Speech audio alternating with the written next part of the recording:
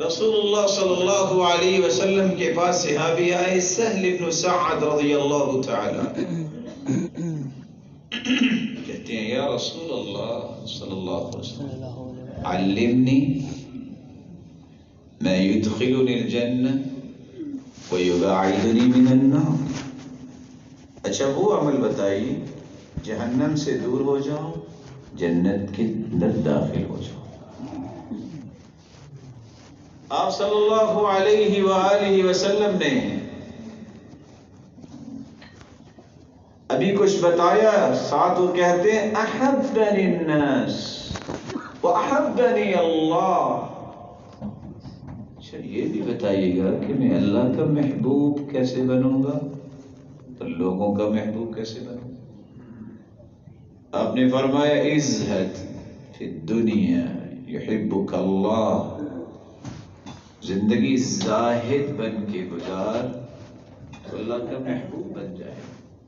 زاہد ہر حرام اور ممنوع چیز سے منہ موڑ لینے والا، اللہ کے محبوب بن جاؤ.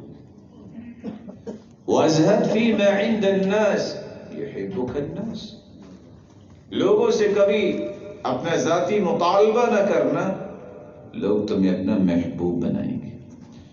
اور یہی وہ راز تھا جو صحابی نے سوال کیا اللہ کی سو دو خواہشیں ہیں میری، میرا جی چاہتا ہے میں سب سے بڑا عبادت گزار بن جاؤں.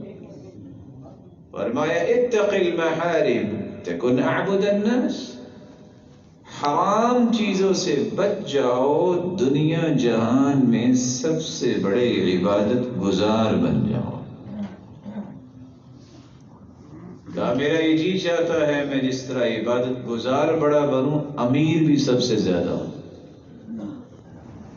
تو آپ صلی اللہ علیہ وسلم نے یہ تو نہیں کہا کہ اچھا میں دعا کرتا ہوں جہاں جہاں چلتے جاؤ گے سونا بنتا جائے گا، نہیں. وَارْضَ بِمَا قَسَمَ اللَّهُ لَكَ تَكُنْ أَغْنَى النَّاسِ، جو اللہ نے تمہیں عطا کر دیا ہے اس سے راضی ہو جائیے گا، تجھ سے بڑا امیر کوئی نہیں.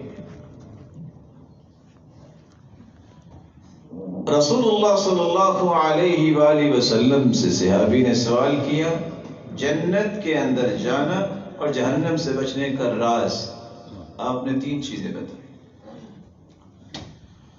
صلی صلاۃ مودع، نماز پڑھو تو الوداعی نماز سمجھ کے پڑھو، نہ جانے دوبارہ موقع ملے گا.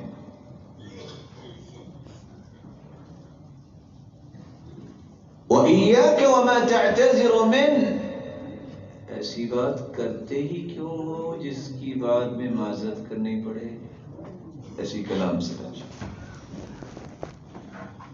وَاجْمَعِ الْإِيَاسَ مِمَّا فِي أَيْدِ النَّاسِ، دماغ میں ایک بات پختہ کر لو، میں نے جب بھی اپنی خواہشات کا رخ کرنا ہے تو اللہ کی طرف کرنا ہے، لوگوں سے ساری زندگی مایوس ہو.